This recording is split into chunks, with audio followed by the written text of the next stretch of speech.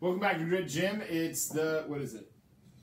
It's the 6th, March 6th. March 6th, the Rachael and Adam Show. It's Tuesday. We come to you each Tuesday to talk about your relationship around fitness. You know, like if you can employ people around you to put more pressure on you to get more done and keep you better accountable to what you want to accomplish, you're probably more likely to accomplish that thing, right? So, you're right there. Was that warm?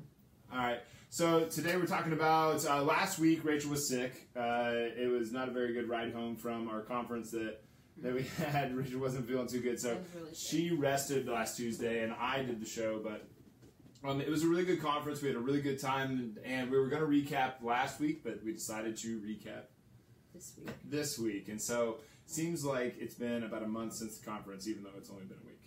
Yeah, you probably it's been 10 days, wanted actually. me to be here.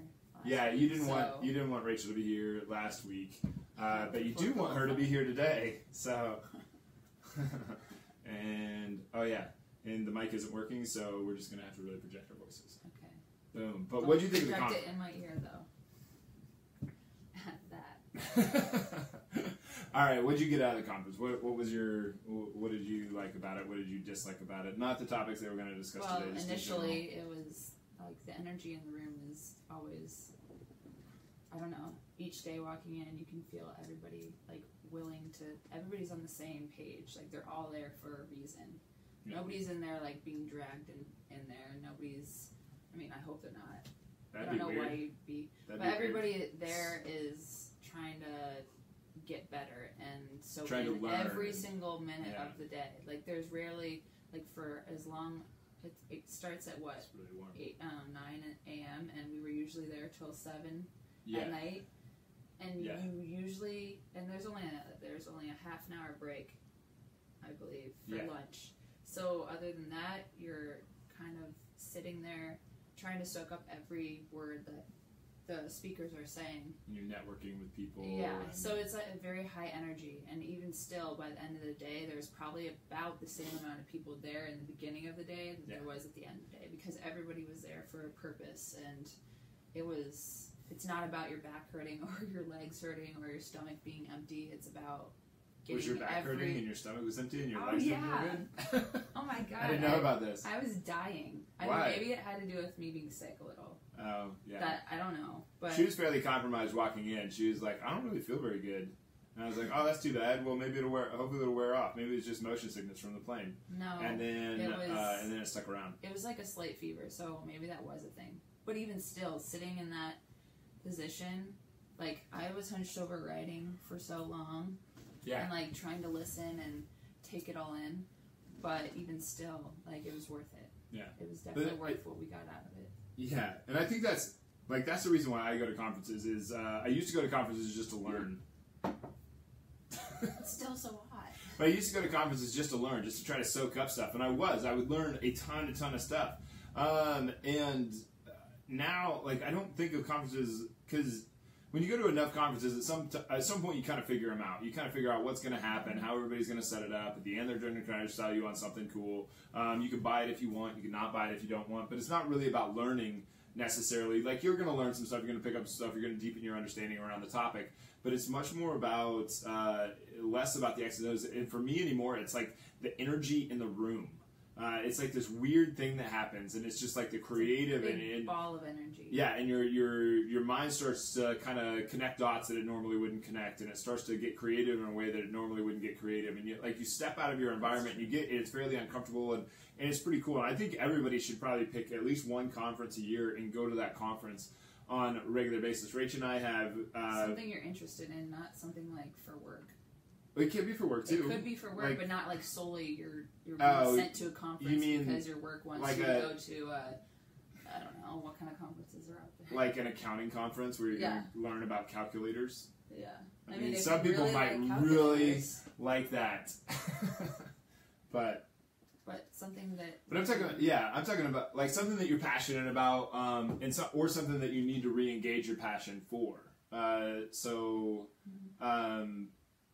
One thing, I've never been to a Tony Robbins concert. I almost called it a concert, but I've never been to a Tony Robbins thing. Those are actually, that's kind of accurate because people call them concerts. It sounds like an extremely entertaining, like you just get, like he just revs you up like crazy, and the energy in the room is just insane.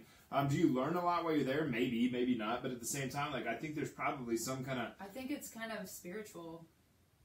It can be because like the energy part of it, it's like you're kind of how you said, like connecting the dots in a way that you wouldn't otherwise. It's like your brain is kind of like lit up, like more than you would ever be like in an office at work or like in a room full of like-minded people. But this is a room full of like-minded people, and they all are just vibing off of each other. Like it's almost vibration of energy. That's probably a good way to say it, just vibration. But like if you think about it, like you went through kindergarten and you were like, okay, now I get to go to first grade. And you're like, oh God, what's first grade going to be like? And then you went to third grade and fifth grade and seventh grade. And you're like, oh my God, what's junior high going to be like? And then you went to high school and you're like, oh my God, high school. And then you went to college. You're like, oh my God, college. And then you got let out into the real world and you're like, oh my God, real world, what am I going to do? And then the only times that you really change like a huge thing, like maybe you have a kid, maybe you get married, maybe you change careers.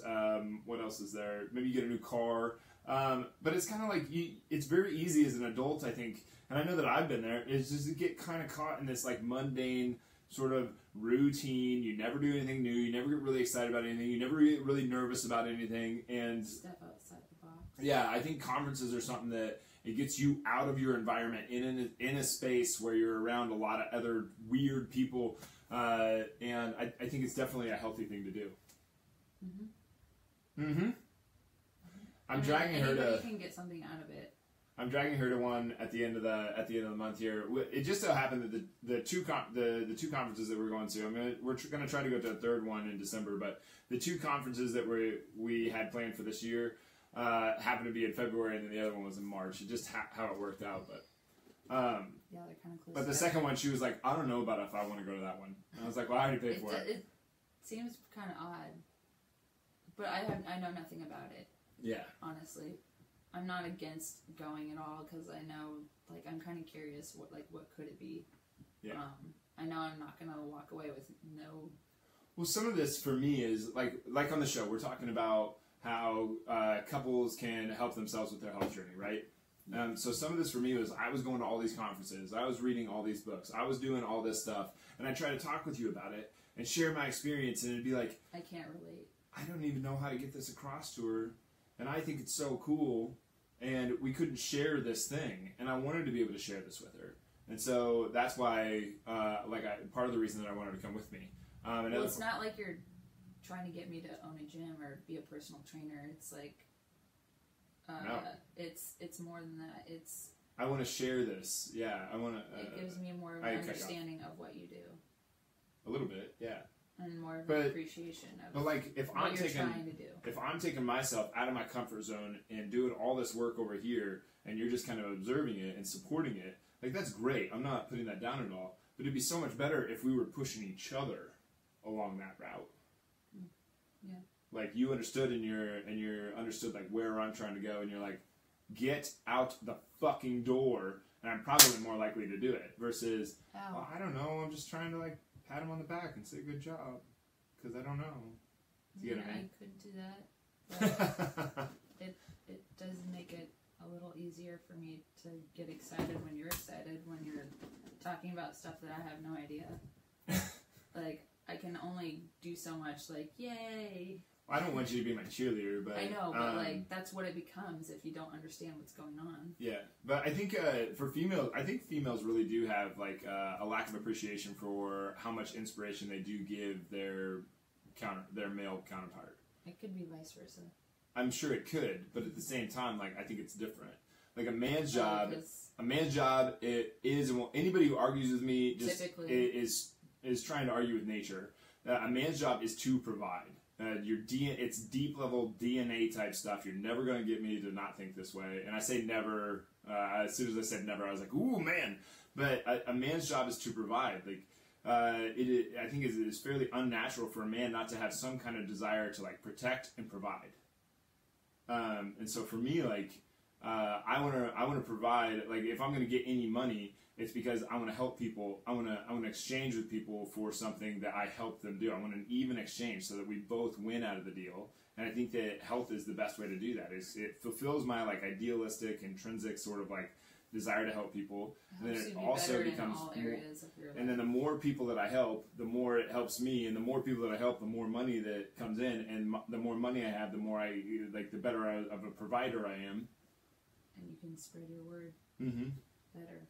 Yeah, and so like I don't think like having you around is like the absolute like more motivating, like inspiring to me than anything's ever been. Like before you, it was just kind of like I'm kind of doing this alone. I like to help people.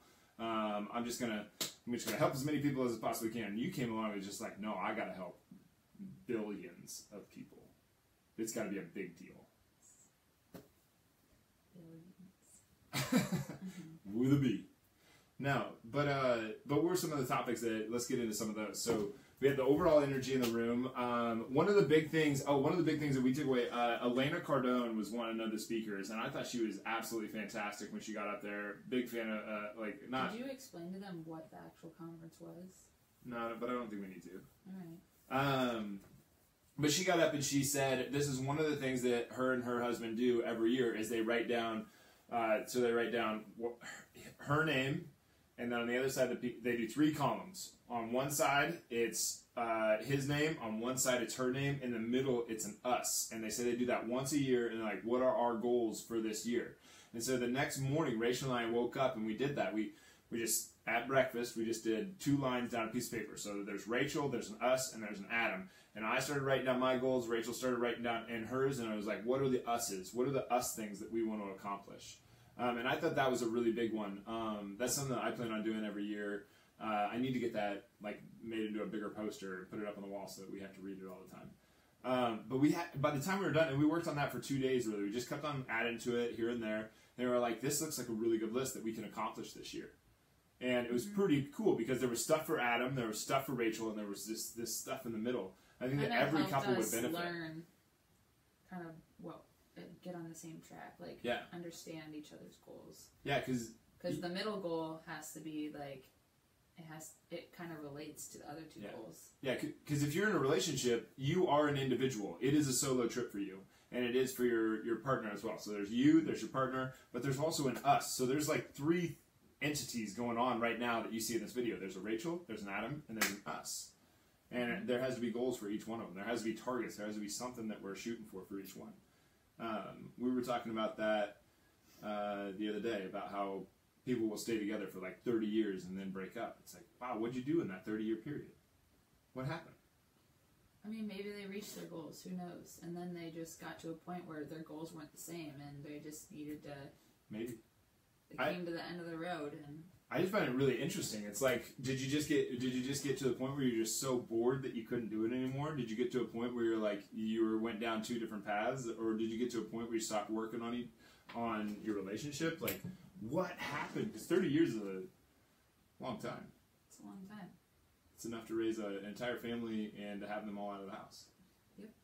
But I think that's it has to be like their story. Like, I mean, I'm sure that after 30 years, it's not hard or it's not easy to just decide like, no, this isn't what I want, or this isn't what direction I want to continue on.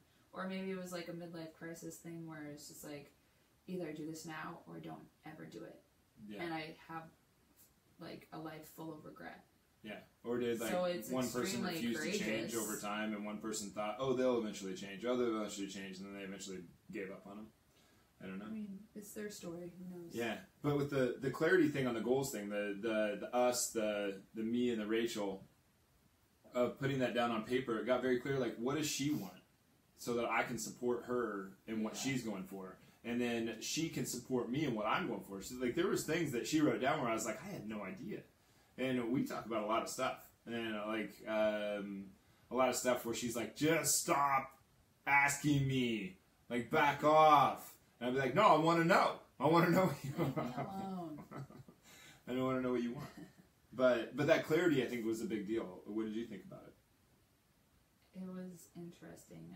I like going into it, you don't really think it's just activity. It's writing something down, but you don't really realize what you're getting out of it in the process. I think the process was pretty important as well. Yeah. Did you find that as you were going along with it, that you eventually, it was like exploring you and exploring us and exploring me just as much as, or just as much as it was you figuring out stuff about me, it was exploring you as well? So I was trying to say, it took me a little bit. Yes. I do feel like that. But it was, I don't know, writing things, saying things in person and writing them down is a completely different experience, because like once you put it out there, you kind of have to hold yourself accountable, especially when you're putting it in front of the person that you are in a partnership with. Yeah.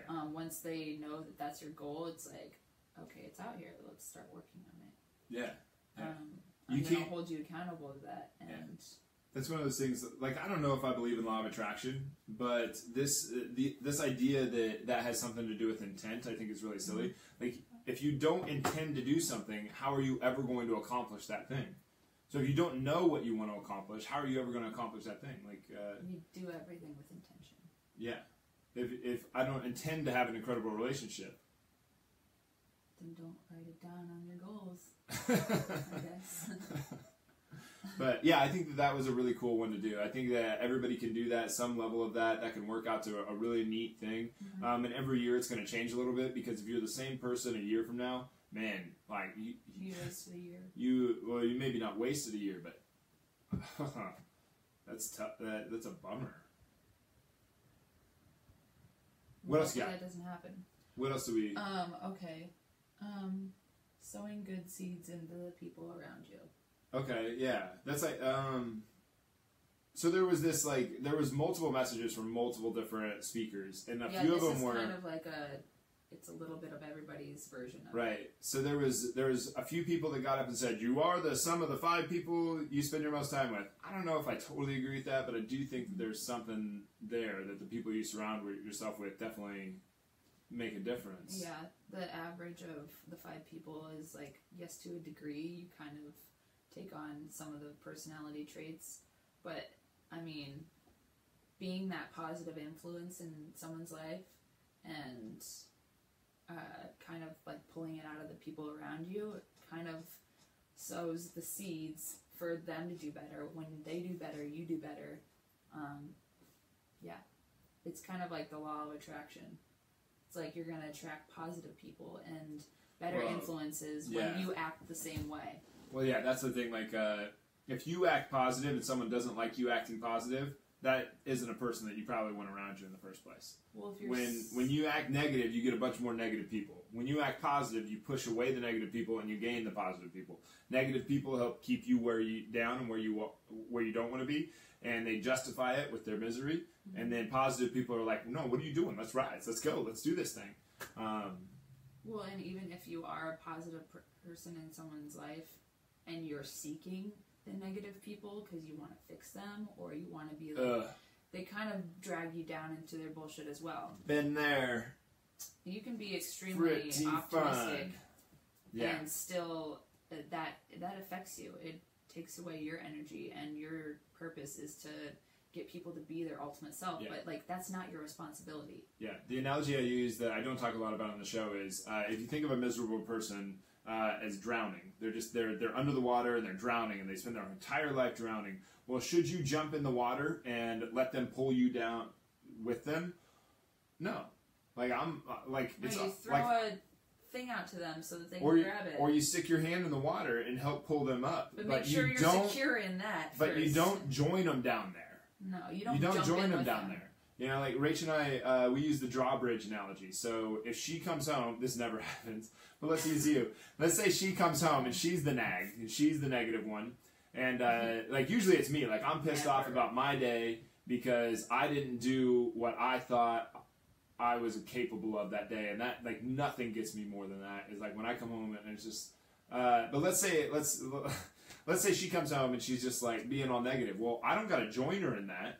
Like, we're in a relationship, but I don't have to join her in that. I get to lift my bridge and be like, okay, well, you go do your thing, figure it out, and then you can come talk to me. She does a better job of this than me. She's like, and goes and does her thing. She just completely disregards me being all shitty. I don't want to give attention to behavior. Like, okay, I see it in certain relationships where it's like they're asking so hard for that other person to be miserable with them, to the point where they take it out on the individual who they should be like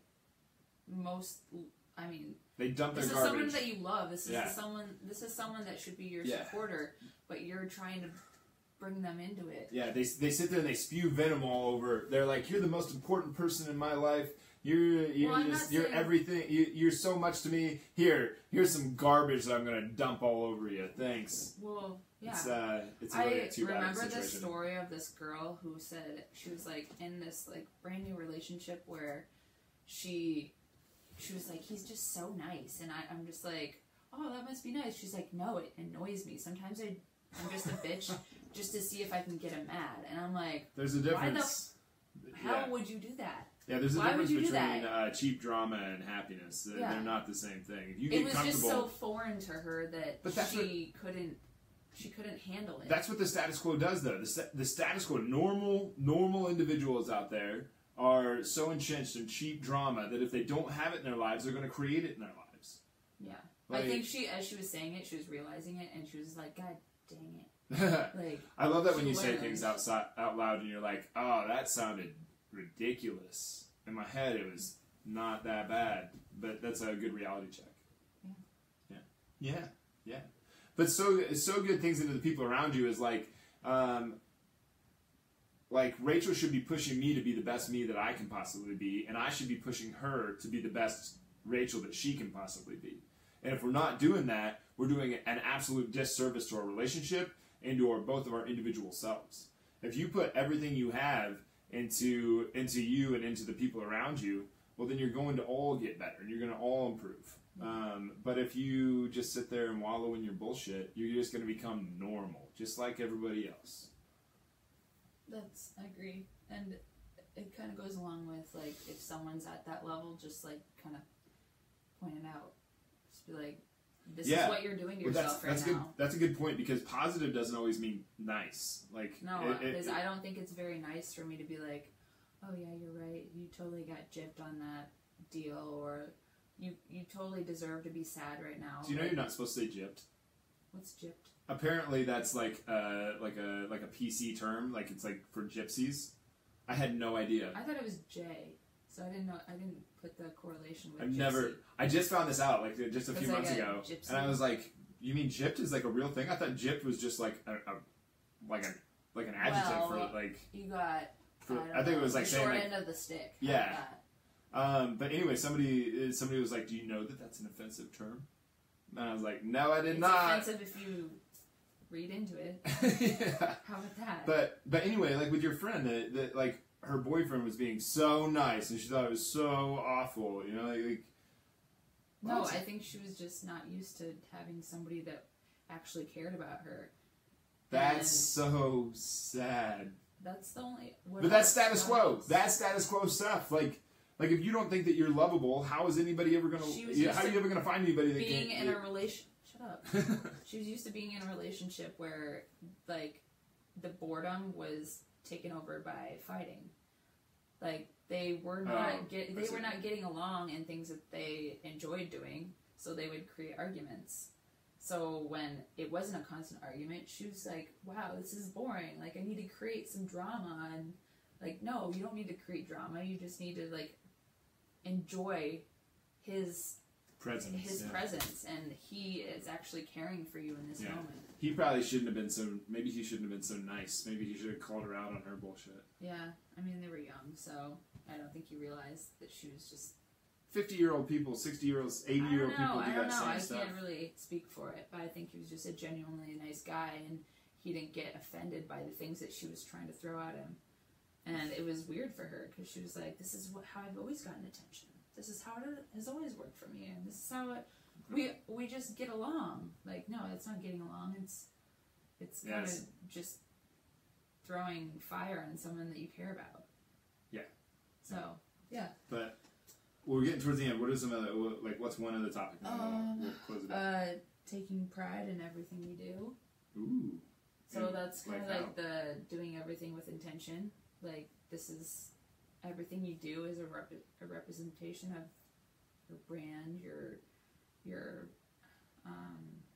I don't like the word reputation because I feel like it's kind of judgmental. Yeah, I don't know. It just has a weird stigma to it. Yeah. But putting the work out that represents you should have some sort of representation of you. Whatever you put out there, do it with your all. Do it your best.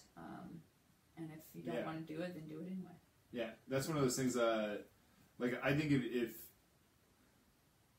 like Steve Prefontaine has that quote, like to sacrifice the gift or something like that. Like if you have something that's great about you, it is up to you to show that to the world. If you don't show that to the world, if you keep it all to yourself, because you think that when you give it away, you won't have it anymore, that's silly. Like you give it to other people and then it grows in power. Like if you don't give that back to the world, then like that's awful. Like you just kept the world from being able to see your light, your ability, your potential, whatever. I don't really like the word potential, but doing it halfway is kind of an excuse for when you do get called out, and you could just be like, "Well, I didn't even try my hardest." So yeah, that's what I mean. Self-fulfilling like, prophecy. Do it with intention. That's not commitment. That's like, oh, I left myself. I left myself an out. I can say, well, I didn't really try. Yeah. Which is kind of sad. Yeah, it's a real bummer. I mean, I think everybody does that to a certain extent, but getting better at realizing that what you put out into the world kind of comes back to you. And do you want it to be a positive or a negative? Do you want to keep dodging excuses and blaming others for what you've kind of put out there? No. Blame is just trying to find excuses over and over and over again kind of gets old. Yeah, you can't blame without positioning yourself as the victim. Mm-hmm. And if you are blaming, then you are the perpetrator of your own victimization. Whoa. All right.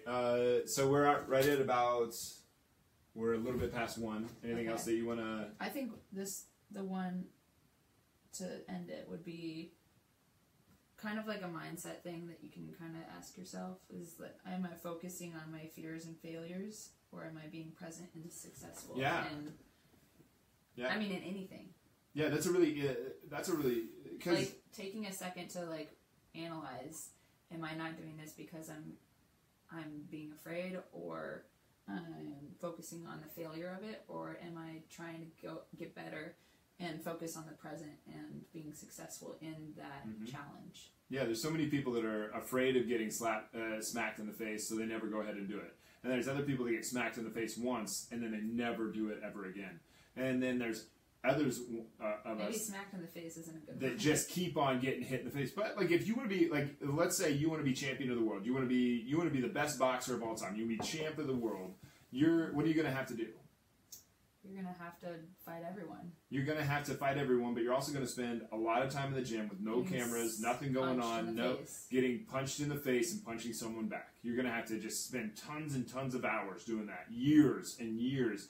And there's so many people that walk into a gym or a job or a business, or they go into a business for themselves or something. They have some kind of dream, and they get punched in the face one time, and they walk out and they give up on it all. And to me, that is just like heartbreaking. Because like, if you want to be the champ, you're just gonna have to keep on going. Mm-hmm.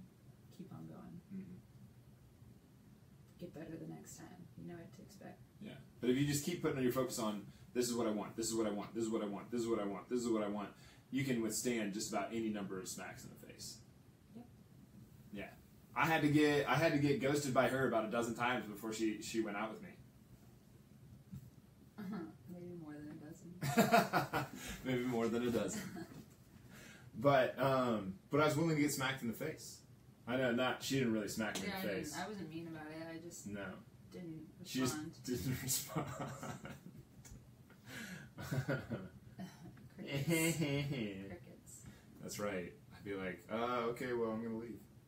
All right, so this is the Rachael and Adam Show. Please like, share, comment. Please, especially share. Click the share button. Send this out to everybody you know, even if it's in a private message. We really appreciate it. Anything that we can do to help someone with their health journey, that's what we want to do. Health is your exercise, your mindset, your nutrition, your recovery. You have to have a full spectrum of those. Otherwise, you don't really have that health game down. So, no real big announcements for today. We're gonna hop off the show, but we will have some tomorrow.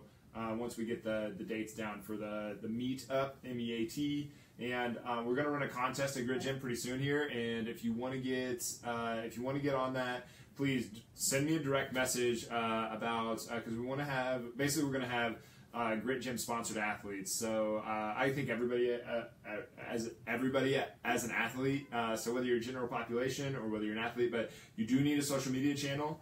And you do need to enter the contest. And the first thing to do is go over and follow us on Instagram at GritGym, just GritGym, or at Grit_coach is my personal one. Rachel's is Rachael Rise Coffee. Or it's just Rise Coffee, isn't it? Oh, Rise Coffee IC. Yeah, Rise Coffee IC, Rise RISC. Coffee Cafe. Rise Coffee Cafe. IC. Anyway, thanks for being here, guys. Go over to Instagram and follow us there at Grit Gym. And otherwise, we're going to hop off the show, but really appreciate it. We'll be back tomorrow. Thanks, guys. Not me.